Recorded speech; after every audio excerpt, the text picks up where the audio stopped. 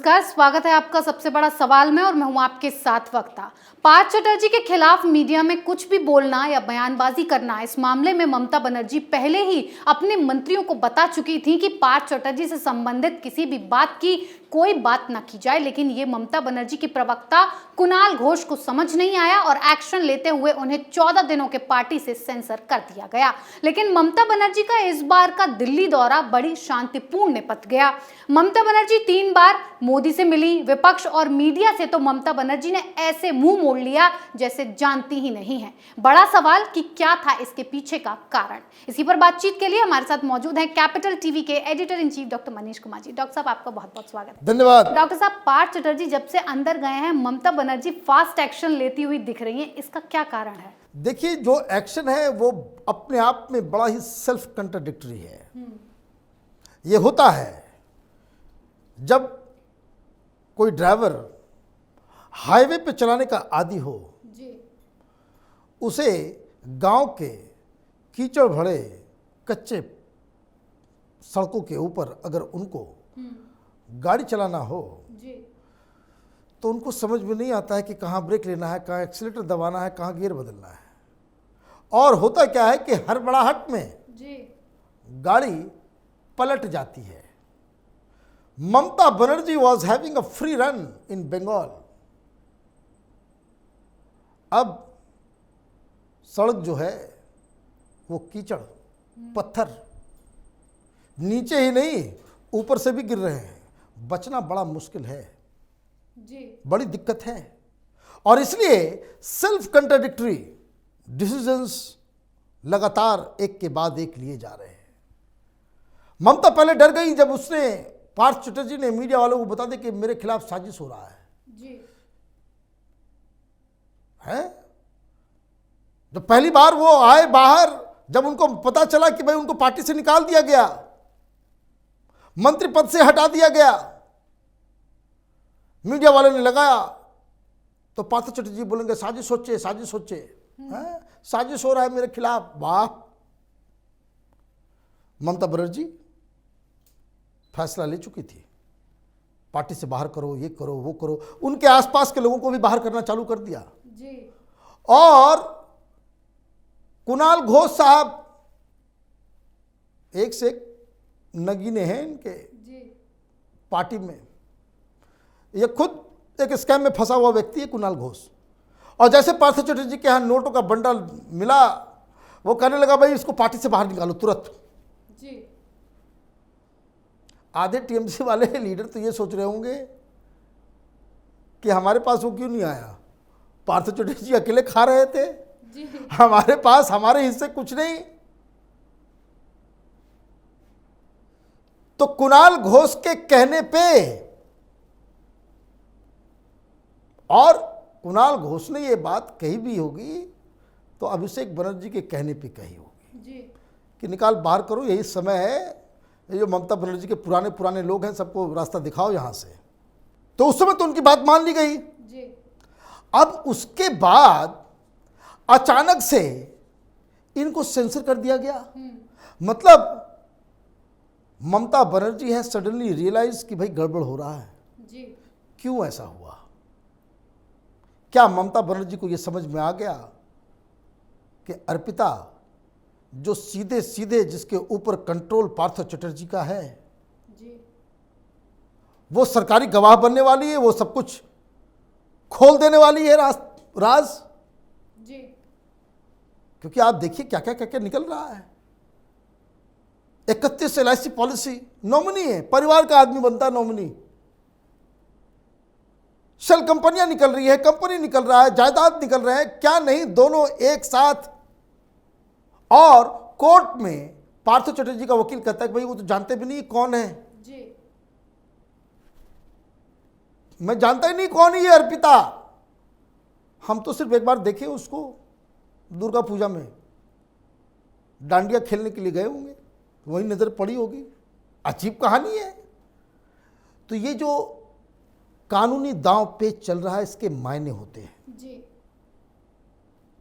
ये तमाशा ममता बनर्जी अच्छी तरह से समझ रही है कि ईडी कस्टडी में पार्थो बाबू खाना नहीं खाते तो ईडी वाले भी बुला लेते हैं अर्पिता को कि भाई जरा से इसको समझाओ, खाना खा लेंगे, बड़े रो रहे हैं, और वो डांट के कहती कि खाना खा लो चुपचाप, तो बच्चे की भांति खा लेते हैं, और कोर्ट के अंदर जज के सामने कहते भाई पहचानते नहीं क्या चल रहा है जी। तो इसका मतलब बिल्कुल साफ है कि पार्थो चटर्जी के कहने पे ऊपर ही कि आप हमारे ऊपर एक्शन लोगे, अर्पिता से मैं सारे राज खुलवा दूंगा। इस बात को समझिए जी। ये दोनों तो दो जिस्म एक जान है, मिलकर इन लोगों ने सारा कुछ ये अपना साम्राज्य बनाया। अभी से नहीं, 12-15 साल से बन रहा है साम्राज्य इन लोगों का, और अचानक से ये दोनों अपने आप को अलग करके एक सरकारी गवाह बन जाएगा तो दिक्कत हो जाएगी। और पार्थो चटर्जी ने दूसरा जो पॉलिटिकल सिग्नल दिया जी। कि हम मंत्री पद से तुमने हटा दिया, कोई बात नहीं, विधायकी से मैं इस्तीफा नहीं दूंगा। कोई ये सवाल पूछा क्या? नहीं पूछा। अपने मन से क्यों बोल रहे हो जी। इसका मतलब है ममता बनर्जी को संदेश दे रहे हो, गेट योर एक्ट टुगेदर। जी। नहीं, मैं बोलना शुरू कर दूंगा तो ये टीएमसी की जहाज जो है वो सीधे जाकर के गड्ढे में गिरेगी। डॉक्टर साहब, ममता बनर्जी 4 दिन के दिल्ली दौरे पर गई थी, जहां वो 3 बार पीएम मोदी से मिली और विपक्ष और मीडिया की तरफ तो देखा भी नहीं। आखिर क्यों? देखिए, विपक्ष ने इनको बायकॉट कर दिया है। जी। सिंपल। ममता बनर्जी एक ऐसे जो कहते हैं कि दलदल में फंसी हुई है, उससे निकलना बड़ा उनको मुश्किल लग रहा है। जी। और उनको समझ में आ गया कि भाई सबसे पहला काम यह करना है कि पार्टी को बचाना है। पार्टी बचेगी कैसे? जब इस घोटाले में पार्टी अपने आप को बचा के निकाल ले। जी। अगर वो सारे राज खोलेगी तो ममता बनर्जी कहां जाएंगी? पार्टी अगर बदनाम हो गई, और जिस हिसाब से जो खबरें आ रही हैं कि पार्थो चटर्जी के लोगों को गांव में पकड़ पकड़ के लोग पेड़ में बांध करके उसको पिटाई कर रहे हैं उसकी। जी। कई लोग पार्थो चटर्जी के जो लोग जो दलाल तंत्र में थे, जो टीएमसी के जो लीडर्स हैं, ये टीएमसी के लीडर्स को मारा जा रहा है वहां। लोगों का गुस्सा, जो लोग नौकरी दिलाने के लिए पैसे की लेन देन करते थे, गांव के लोग इकट्ठा होकर के कई सारे भाग गए हैं जी। कि पता नहीं कब कौन घर में 150 आदमी आ जाए और धुलाई चालू कर दे, जी। क्योंकि साख चली गई, खौफ खत्म हो गया कि जब आप चोरी करते हुए रंगे हाथ पकड़े गए तो फिर आपको कौन? पहले तो तृणमूल के खिलाफ कोई कुछ बोल सकता था, अब तस्वीरें आ रही है, पेड़ में रस्सी से बांधा हुआ और पिटाई चल रही है। जी। हालांकि ये नहीं होना चाहिए, लेकिन पब्लिक नाराजगी है, गुस्सा है, यही काम टीएमसी ने सिखाया है सबको। कल तक बीजेपी वालों को ऐसे पिटाई होती थी, अब टीएमसी वालों को हो रही है, और टीएमसी वाले खुद कर रहे हैं। तो ममता बनर्जी को तो सोचना पड़ेगा। तो जिसने इस्तीफे की मांग उठाई, पहला एक्शन उसी के ऊपर। जी। कुणाल घोष को कहा भाई सेंसर चुप रहो। अब ये मैसेज जाएगा उनके पास, जेल में चली गई, अब तो कोई भी जाकर के उनको बताएगा। कम्युनिकेशन चैनल खुल गया, ईडी में जब तक हिरासत में थे तो कम्युनिकेशन चैनल बंद था, अब तो वो जेल में चले गए। ममता बनर्जी के कंट्रोल में सारा कम्युनिकेशन सिस्टम वहाँ का। कोई भी पुलिस वाला, कोई भी इंस्पेक्टर, कोई भी जेलर जाकर बता देगा दीदी ने कहा है। तो मुझे लगता है कि ये जो 2 दिन जो रहा है, उस वजह से ये बदलाव ममता बनर्जी के एक्शन में दिख रहा है।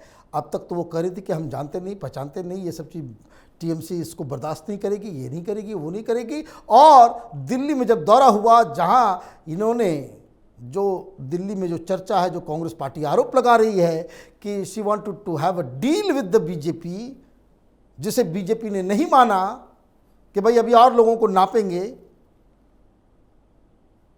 तो दौरा जो है वो स्क्वीज कर दिया गया।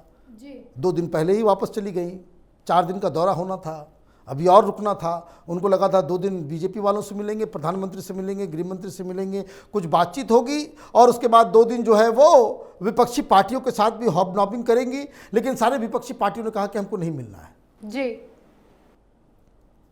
क्योंकि आप जो है डील करो उधर।